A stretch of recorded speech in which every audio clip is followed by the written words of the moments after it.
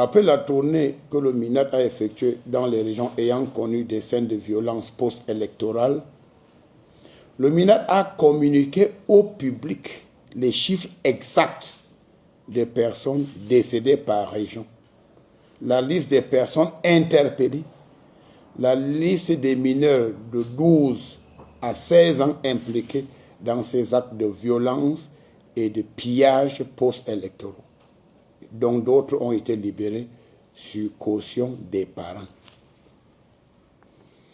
Monsieur le bâtonnier de l'Ordre des avocats,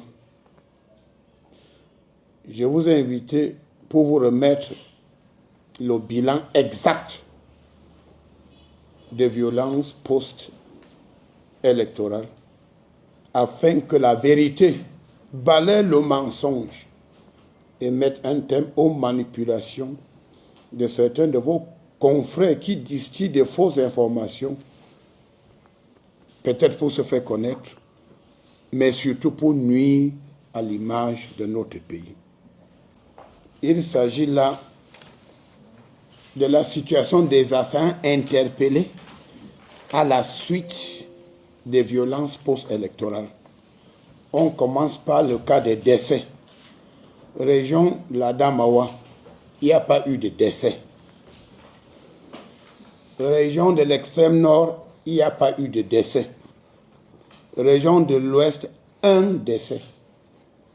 Région du nord, 3 décès. Région de l'est, 3 décès. Région du littoral, et je précise bien, à la suite des attaques des assaillants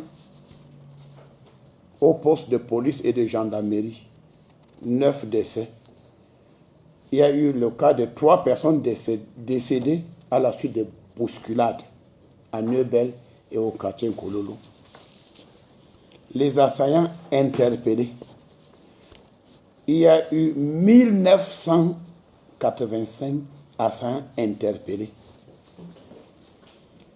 Parmi ces assaillants, il y a eu des mineurs de 12 à 17 ans qui ont été libérés sur caution des parents.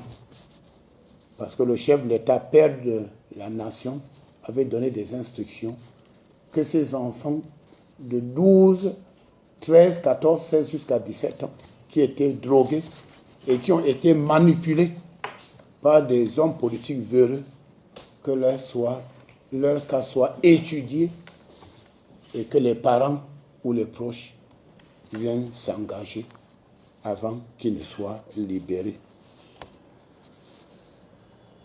Au cours de l'information judiciaire, 615 assaillants ont été mis en liberté.